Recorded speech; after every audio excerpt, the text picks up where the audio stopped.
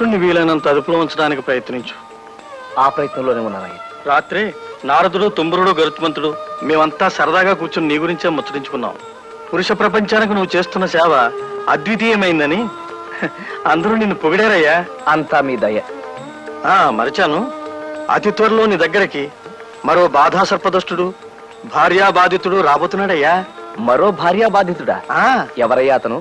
నేనేరా, అప్పల స్వామిని, నిప్పప్పల స్వామిని. పోలీస్ డిపార్ట్మెంట్ లో పనిచేస్తున్న పైసా లంచం పుచ్చుకునేరగని హెడ్ కానిస్టేబుల్ నిప్పప్పల స్వామిని. నా జేబీ కత్తిరిస్తావురా, గుండు సూది చేపెదవా నిన్ను.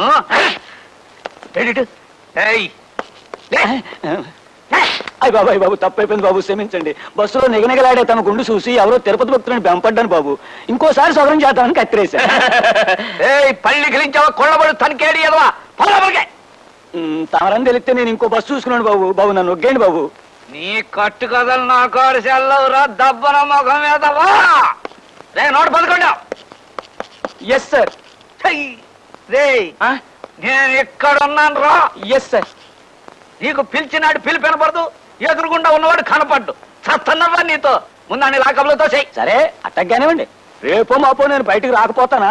దుర్గమ్మ గారి కాడికి వెళ్ళి, అమ్మా అయ్యగారు బస్సులో కాలేజీ పిల్లకి బీటేస్తా ఉంటే నేను ఆయన జేబుకి వస్తాను చెప్పుకోకపోతానా?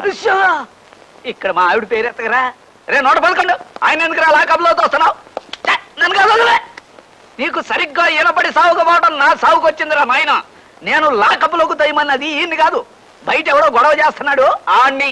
రే నాయన నువ్వు వెళ్ళిపో, బేగ వెళ్ళిపోరా. సరే బాబు, నేను ఇంటికి వెళ్తాను. మా ఇంటికే? మీ ఇంటికి కాదు బాబు, మా ఇంటికి.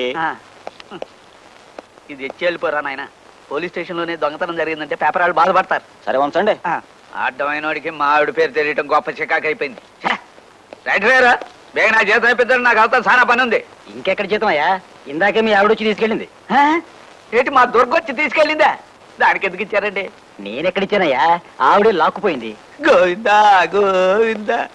అయితే ఈ నెలంతా జేబు ఖర్చుకి దమ్మిడి దొరకనట్టే. రే నోట పదకొండు. Yes sir. ఇటు. Yes sir. ఈ నెల జీతం మన చేతికి అందలేదు, 4 రూపాయలు సంపాదించుకోవాలి. స్కిల్ గేమ్స్ ఏర్పాటు. ఎరా నోట పదకొండు, అంతా రెడీనా? అంతా రెడీ సార్.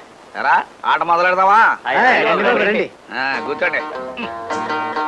మీ అందరికీ తెలుసు కదా, ఎట్లాంటి స్కిల్ గేమ్స్ ఆడి న్యాయంగా గెలిచి డబ్బు సంపాదిస్తాడే తప్ప లంచం కింద ఒక పైసా ముట్టుకోడి నిప్పప్పల స్వామి.